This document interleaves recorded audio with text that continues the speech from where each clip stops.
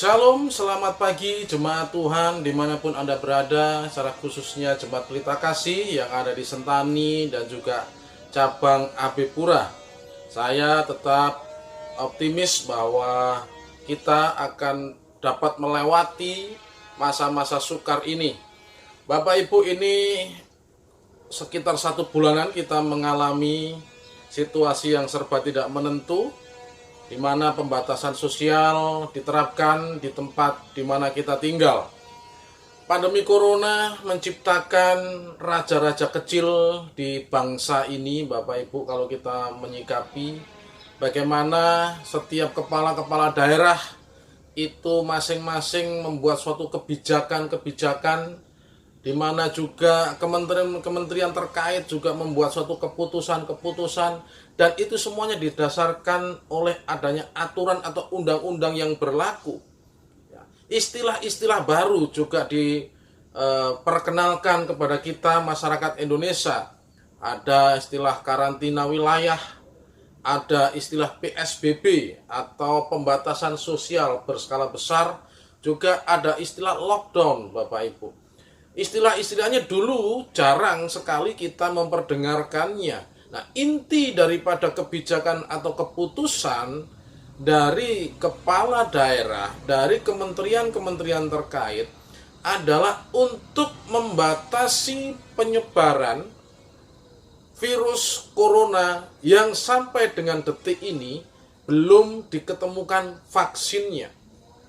Nah, Bapak Ibu, tahukah Bapak Ibu bahwa di dalam Alkitab pernah mencatat suatu kerajaan yang memutuskan untuk melockdown ke negaranya karena negara ini merasa terancam oleh suatu bangsa yang besar, bangsa yang sebenarnya tidak memiliki tentara yang kuat, bangsa yang sebenarnya mereka baru lahir, ya istilahnya, untuk menjadi suatu pasukan, tetapi negara ini, kerajaan ini memutuskan untuk menutup pintu-pintu masuk akses, ya. Karena apa? Karena mereka terancam.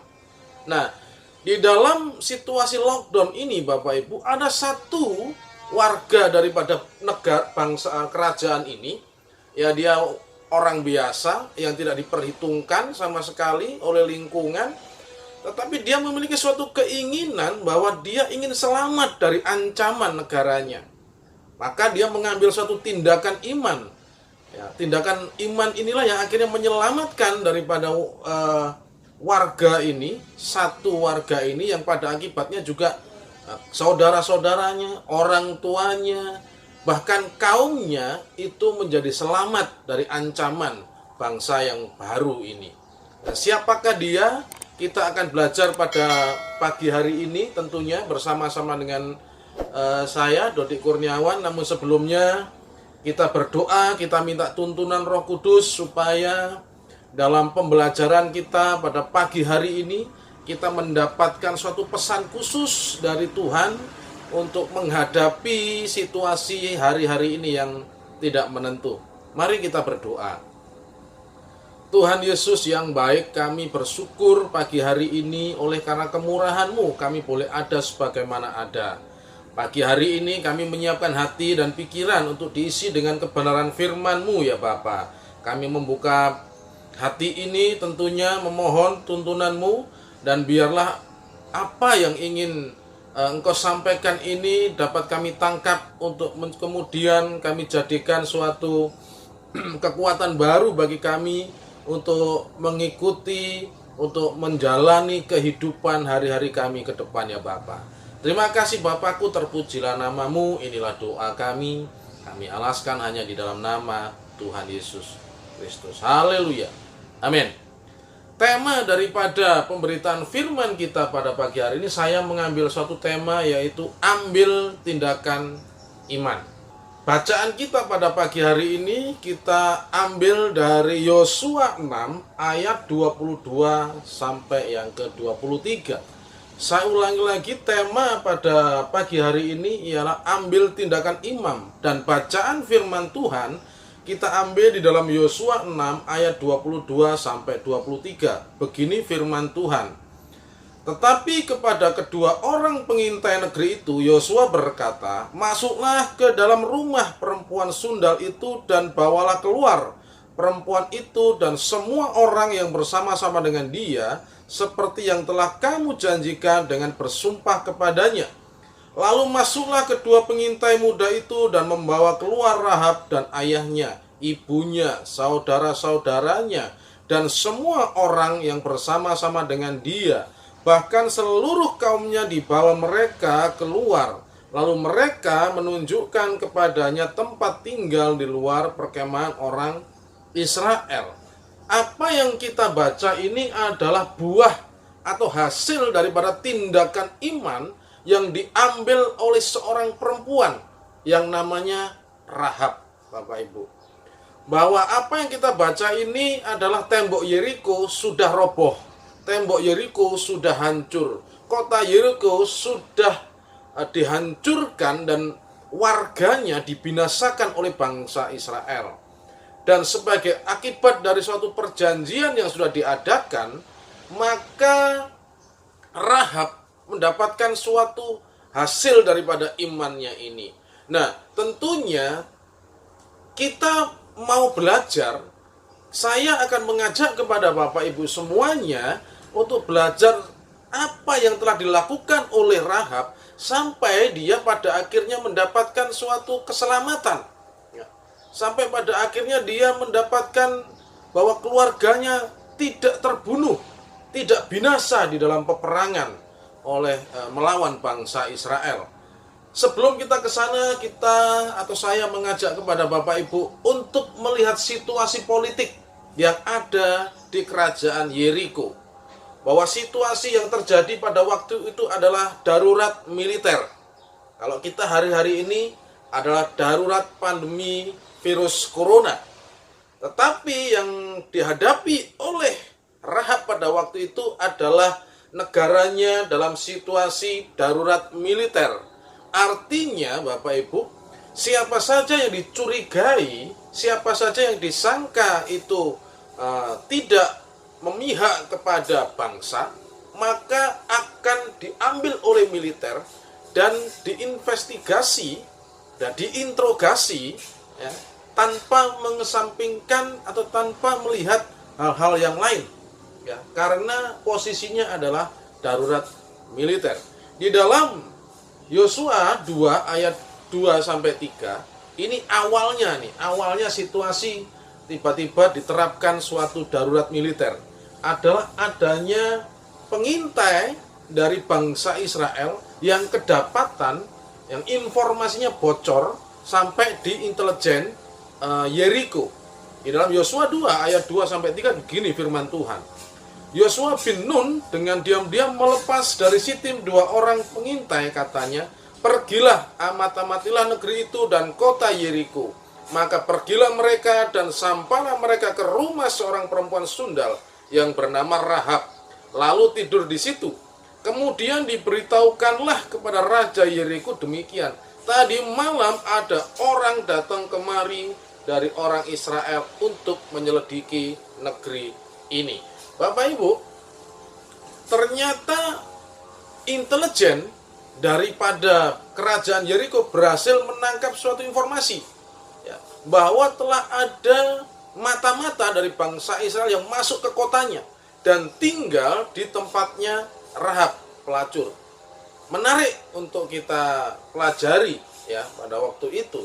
Tetapi inilah awal daripada diterapkannya darurat militer yang ada di Yeriko. Setelah itu Bapak Ibu, yang kedua adalah ancaman dari bangsa Israel yang sekitar 40.000 pasukan yang siap untuk menghancurkan Yeriko.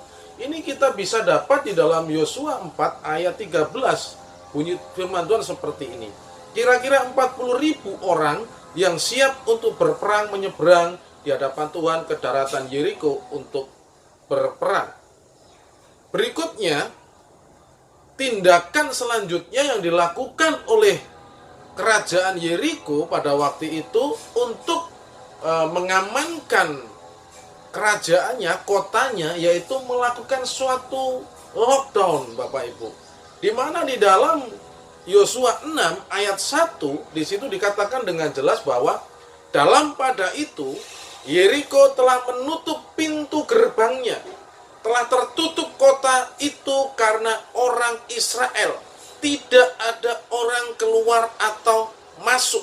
Sangat jelas sekali di sini bahwa Yeriko tertutup. Pintu-pintu utamanya untuk keluar masuk akses itu ditutup, dan Alkitab menjelaskan tidak diizinkan orang keluar masuk. Kira-kira Bapak Ibu, situasi seperti ini, ya, ini situasi yang tidak mengenakan, mencekam, perekonomian terhambat karena aktivitas dibatasi, Bapak Ibu. Orang-orang saling menyurigai, dan ini tidak jauh beda dengan apa yang kita hari-hari ini lakukan. Bahwa pembatasan-pembatasan sosial sudah diterapkan di mana-mana, bahkan antara kota dan kabupaten pun itu juga sudah dibatasi. Ada semacam, maaf tanda kutip, diskriminasi, bahwa kalau kamu bukan warga kota maka jam segini kamu tidak boleh lewat. Kalau kamu bukan warga kabupaten, jam segini kamu tidak boleh lewat, kalau tidak ada penjelasan yang masuk akal. Nah, kira-kira Bapak Ibu, situasi di dalam Yeriko pada waktu itu yang dialami oleh Rahab seperti itu gambarannya. Kemudian Bapak Ibu, kita lanjut, berikutnya adalah pertanyaan yang saya ajukan kepada kita semua, yaitu siapa Rahab? Kita semuanya sudah tahu dia pelacur, dan ya. Tetapi Bapak Ibu, di sini ada dua yang bisa saya sampaikan kepada kita semuanya, siapa itu Rahab. Yang pertama, Rahab adalah orang Yeriko atau orang Kanaan, di mana Tuhan sudah bersumpah kepada bangsa Israel untuk memusnahkan orang-orang Kanaan, ya, termasuk orang Yeriko. Di dalam Yosua 6 ayat 2 dikatakan bahwa berfirmanlah Tuhan kepada Yosua, ketahuilah aku serahkan ke tanganmu Yeriko ini beserta rajanya dan pahlawan-pahlawannya yang gagah perkasa. Artinya bahwa sebenarnya tidak ada kesempatan hidup bagi warga Yeriko. Ya. Sekali lagi Tuhan sudah berjanji, bersumpah bahwa orang Kanaan akan dimusnahkan dan tanahnya diberikan kepada bangsa Israel. Tidak ada kesempatan, alasan bagi orang Kanaan atau Yeriko untuk bisa selamat, karena Tuhan sendiri sudah bersumpah. Yang kedua adalah dia ini seorang pelacur, ya, seorang sundal. Di dalam Yosua 2 ayat 1 di situ dikatakan bahwa seorang perempuan sundal. Ibrani 11 ayat 31, penulis Ibrani pun juga tetap menulis bahwa seorang perempuan sundal. Di dalam Yakobus pun, ya, 2 ayat 25, di situ malah terang-terangan dikatakan pelacur itu. Kira-kira Bapak Ibu, kalau kita mendengar kata pelacur, kehidupan perempuan itu seperti apa Bapak Ibu? Tentunya tidak disukai oleh ibu-ibu dan tidak disukai oleh lingkungan yang ada. Dan inilah Rahab, tidak dipandang oleh negara, tidak dipandang oleh masyarakat sekitar, dan secara kehidupan dalam suatu bernegara juga Allah bersumpah untuk memusnahkan orang-orang Yeriko. Nggak ada pilihan Bapak Ibu. Dan dia ini cerdik, ya.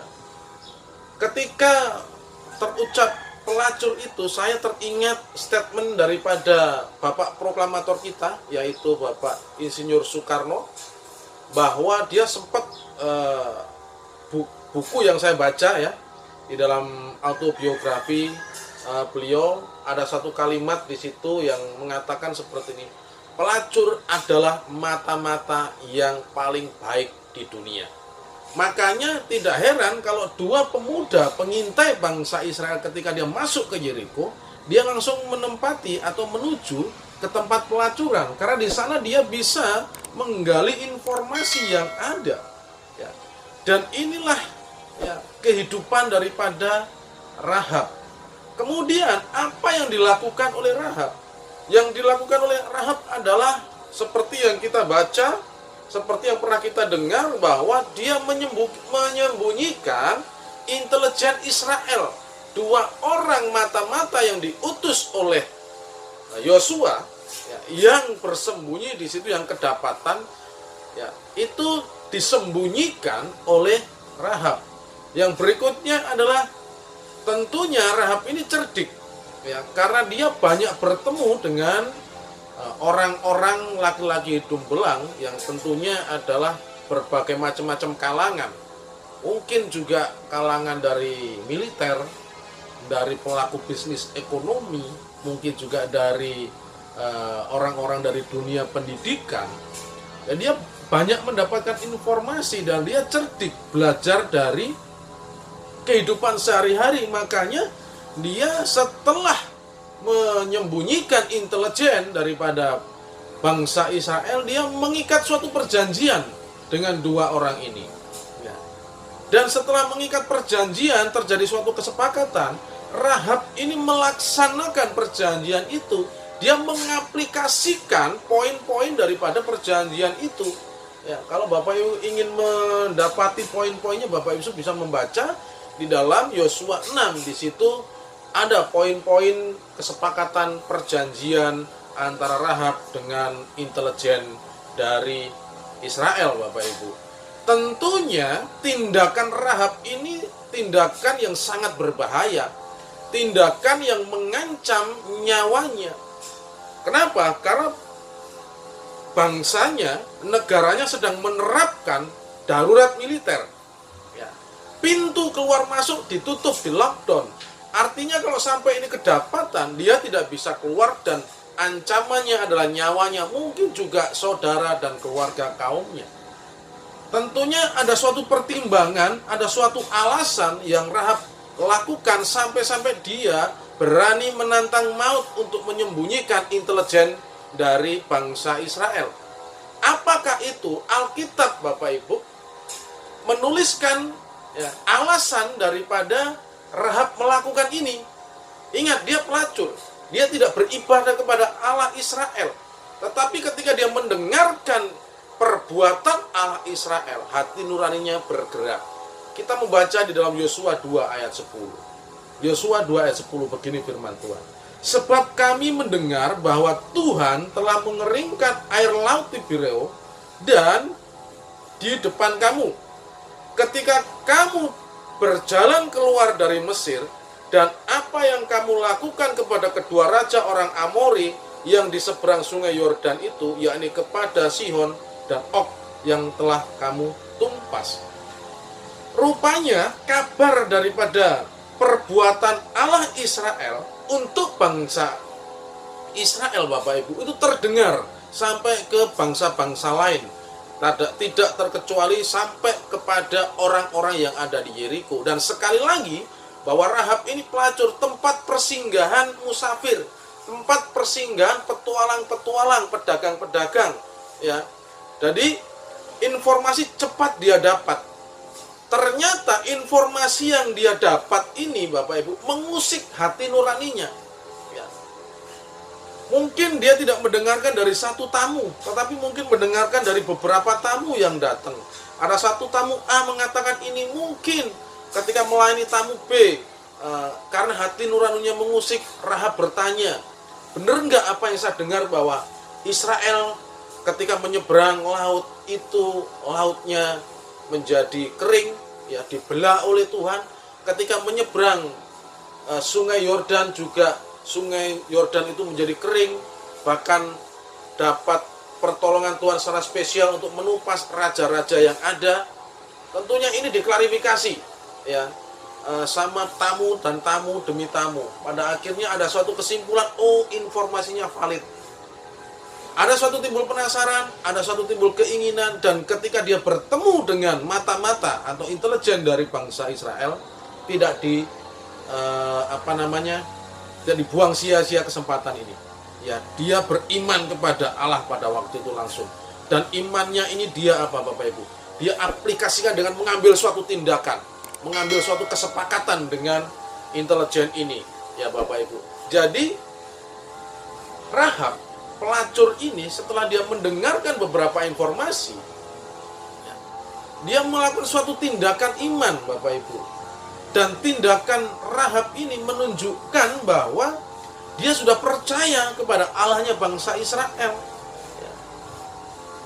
Nah, inilah Bapak Ibu yang membuat Rahab pada akhirnya mengalami suatu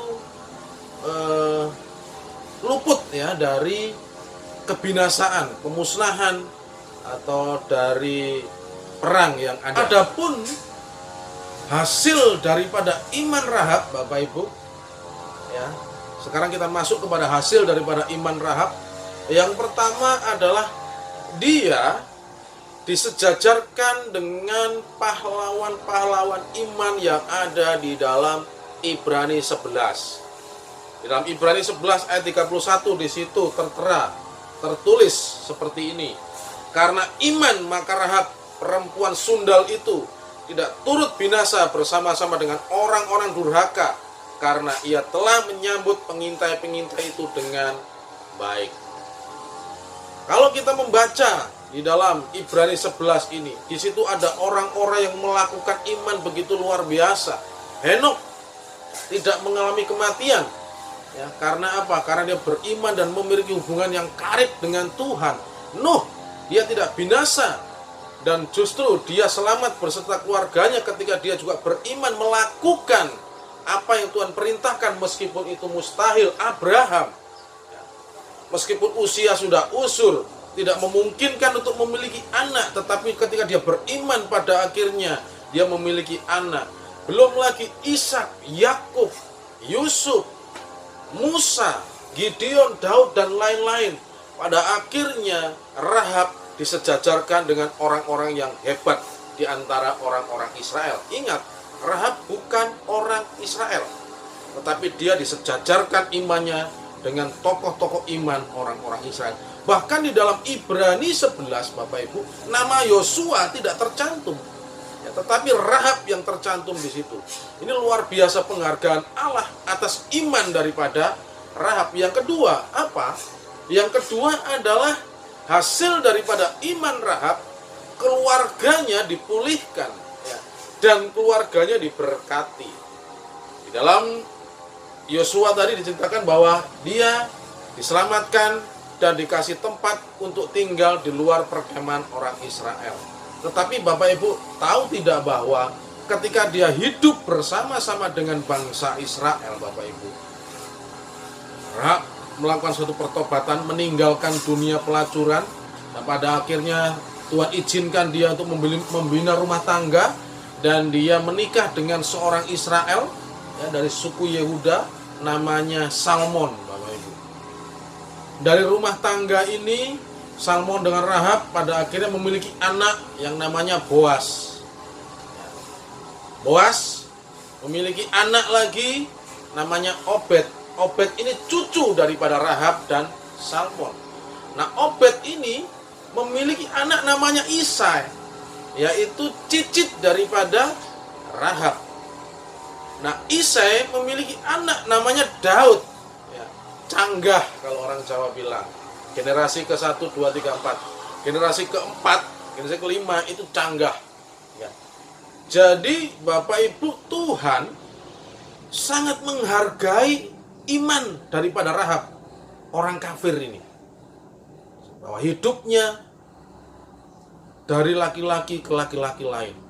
Tetapi ketika dia mengaplikasikan tindakan imannya, bukan hanya nyawanya yang selamat, bukan hanya adik kakak orang tuanya, tetapi kaum keluarga besarnya pun selamat. Nah, Bapak Ibu, keluarganya juga dipulihkan, memiliki keluarga, dan pada akhirnya Bapak Ibu kalau kita melihat di dalam Matius 1 ayat 5, ya, di situ Bapak Ibu, Salmon, suami daripada Rahab, menjadi salah satu nenek moyang daripada Tuhan Yesus. Luar biasa.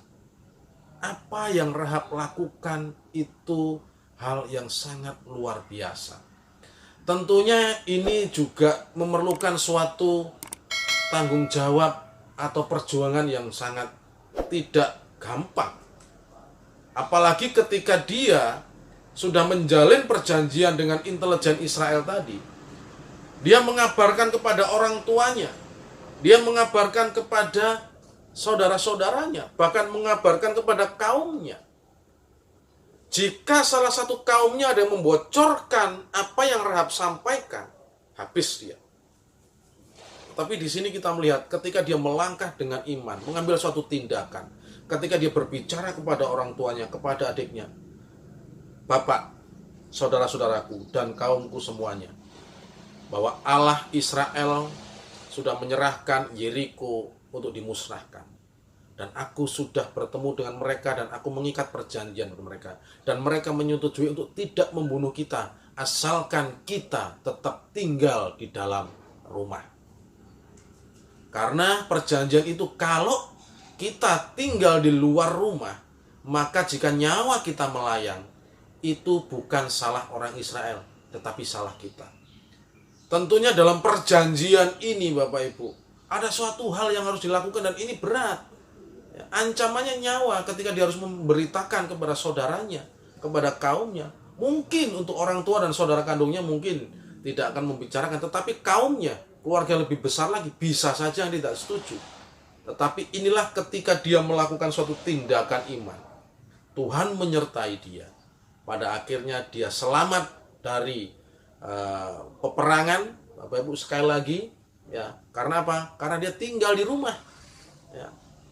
Dan Alkitab mencatatkan lagi, karena perbuatannya, saya ulangi lagi, Rahab disejajarkan dengan tokoh-tokoh atau pahlawan-pahlawan iman bangsa Israel. Ingat, Rahab bukan orang Israel. Dan juga Rahab pada akhirnya menjadi salah satu daripada nenek moyang juru selamat bangsa Israel dan juru selamat kita semuanya, Tuhan Yesus. Bahkan juga menjadi nenek moyang daripada Daud. Nah, apa yang bisa kita ambil dari pelajaran Rahab ini Bapak Ibu? Situasinya tidak jauh beda dengan apa yang kita hadapi hari-hari ini, ya. Kita keluar saling curiga, kita keluar dibatasi oleh aturan, ya. Pada akhirnya kebanyakan kita tinggal di rumah. Apa yang bisa kita pelajari dari sekali lagi? Untuk menghadapi situasi seperti ini, ya, ambillah tindakan iman. Ambillah langkah iman seperti halnya Rahab. Kalau kita melihat berita Bapak Ibu, teror itu terus dari telinga kanan, telinga kiri, dari mata di televisi, bahwa orang-orang yang terpapar oleh virus corona semakin bertambah. Baik itu ODP, baik itu PDP, baik itu juga yang meninggal, itu terus bertambah. Orang-orang mulai sudah tidak meragukan lagi akan situasi yang ada. Bahkan ditambah lagi hari-hari ini akan adanya mudik, ya Bapak Ibu. Ini tentunya juga akan membuat situasi juga mungkin, ya, tanda kutip, itu mencekam. Karena ada yang memaksa, ya, bahkan sampai bermain kata, aku tidak mudik tetapi pulang kampung. Dengan definisi begini, begitu. Bapak Ibu, untuk menghadapi situasi seperti ini supaya kita selamat, supaya kita pada akhirnya nanti bisa melihat pemulihan dunia ini dari virus corona, tetaplah tinggal di rumah. Ambillah langkah iman, gantungkan iman kita kepada Kristus Yesus, ya. Percayalah bahwa di tengah-tengah kesusahan seperti ini, Tuhan tetap memelihara kita. Kalau hari-hari ini kita berharap kepada pemerintah, kita berharap kepada orang-orang saudara kita berharap mungkin juga kepada pendeta kita akan kecewa Bapak Ibu. Karena situasi seperti ini dialami oleh semua orang. Tetapi kalau kita berharap kepada Tuhan, kita tidak akan pernah kecewa. Karena Tuhan berjanji tidak akan pernah meninggalkan kita. Yang terpenting di sini adalah hati yang melekat kepada firman Allah. Ketika situasi tidak memungkinkan, situasi seolah-olah tidak memihak kepada kita, tetaplah percaya kepada Tuhan. Karena Tuhan itu penyayang, Tuhan itu menolong kita. Dia memproteksi, melindungi kita. Seperti halnya dia melindungi Rahab pada waktu itu. Satu tindakan iman Anda akan menggerakkan hati dan kuasa Allah untuk menolong Anda. Mulai hari ini, Jika kemarin-kemarin kita sempat bimbang dan ragu, hari ini buatlah komitmen di hadapan Tuhan. Lakukan suatu tindakan iman, melangkah bersama dengan Tuhan. Dan lihatlah saudara, hari demi hari yang akan datang, saudara akan mengalami mukjizat demi mukjizat. Saudara akan mengalami pertolongan-pertolongan Allah di luar daripada pikiran saudara, di luar daripada apa yang kita harapkan. Saudara, mata jasmani kita mungkin belum melihat apa yang dijanjikan Allah kepada kita tentunya. Tetapi Allah sebenarnya menyediakan yang terbaik bagi kita semua, orang-orang yang mengasihi Tuhan. Dan Bapak Ibu, sekali lagi, ambillah tindakan iman di dalam menghadapi situasi seperti ini. Kita sudah melihat Rahab hidup di dalam suatu negara yang sebenarnya aman, ya. Hidup dalam suatu negara yang sebenarnya nyaman, ya. Tetapi oleh karena isu peperangan, negaranya di lockdown sekali lagi, dan dia mengalami situasi yang tidak baik. Tetapi pada akhirnya sekali lagi dia selamat, itu oleh karena dia mengambil suatu tindakan iman. Ya. Saya rindu sekali lagi kepada kita semuanya, orang-orang yang percaya kepada Kristus, ambillah tindakan iman. Adakanlah hari-hari Anda, Bapak Ibu semuanya, untuk menyediakan waktu, Bapak Ibu, minimal Bapak Ibu, ada waktu khusus untuk berdoa dengan Tuhan, di luar doa makan dan doa mau tidur atau bangun tidur. Adakan suatu perenungan firman Tuhan setiap hari, supaya firman itu menuntun Bapak Ibu di dalam menjalani kehidupan ini. Bapak Ibu akan diarahkan, akan dituntun melangkah kemana hari-hari yang Bapak Ibu akan hadapi ketika Bapak Ibu memiliki suatu persekutuan dengan Tuhan. Hikmat akan ditambahkan, keberanian akan ditambahkan ketika kita percaya kepada Tuhan. Tidak ada cara lain bagi kita hari-hari ini untuk berharap kepada siapa. Berharap kepada Yesus tidak akan pernah mengecewakan. Berharap kepada Tuhan tidak akan pernah kita untuk kecewa, Bapak Ibu. Kiranya itu yang bisa saya sampaikan kepada kita semua sehubungan dengan pembelajaran firman Tuhan pada pagi hari ini. Saya rindu bahwa masing-masing kita sekali lagi menangkap satu pesan. Ya, belajar dari Rahab. Dan untuk itulah saya mengajak kepada kita semua juga untuk berdoa kepada Tuhan. Mari kita membuka hati kita, mari kita membuka pikiran kita untuk kita diisi dengan kebenaran firman Tuhan yang ada, dan biarlah firman Tuhan ini memberikan kekuatan kepada kita. Mari kita berdoa, Bapak Ibu. Terima kasih Tuhan Yesus untuk firman-Mu yang sudah kami dengarkan saat ini. Kami bersyukur bahwa anugerah-Mu masih ada dalam kehidupan kami. Yang paling sederhana adalah Engkau memberikan izin kepada kami untuk kami boleh merenungkan firman bersama-sama. Dan firman ini Tuhan sudah kami dengarkan. Selanjutnya biarlah Roh Kudus yang menggerakkan, Roh Kudus yang memberkati umat-Mu ya Bapa, di dalam nama Tuhan Yesus Kristus. Dan Tuhan, belajar daripada perempuan sundal, seorang pelacur Rahab yang selamat daripada kebinasaan peperangan oleh karena dia mengambil suatu tindakan iman.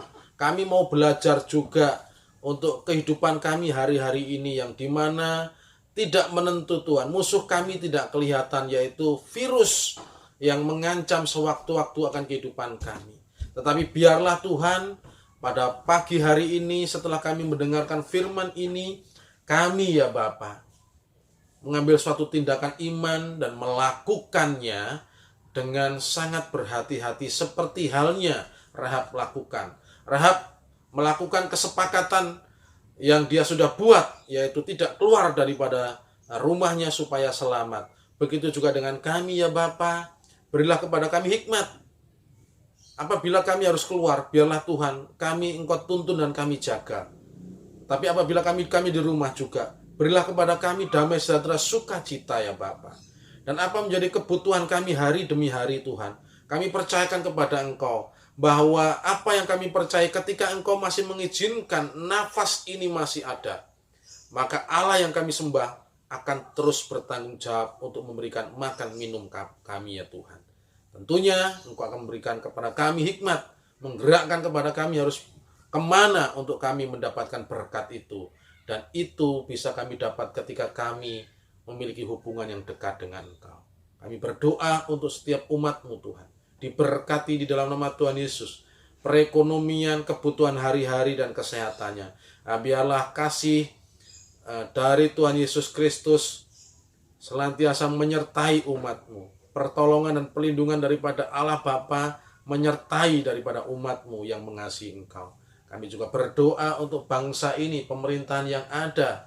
Tuhan tolong supaya mereka dapat Tuhan mengatasi virus ini, pandemi ini dengan baik, dan segera cepat dilalukan masalah ini Tuhan. Untuk ilmuwan-ilmuwan Tuhan yang sedang bekerja untuk menemukan vaksin, biarlah Engkau memberikan ide, Engkau memberikan hikmat Tuhan untuk mereka segera menemukan, sehingga pandemi corona ini segera berakhir dan kami bisa beraktivitas dengan baik. Kami boleh beribadah, bertemu kembali bersama dengan saudara-saudara iman di suatu persekutuan yang indah Bapa. Kami rindu untuk itu Bapa. Terima kasih Bapakku, terima kasih. Inilah doa kami, ucapan syukur kami. Kami alaskan hanya di dalam nama Tuhan Yesus kami berdoa. Haleluya. Amin.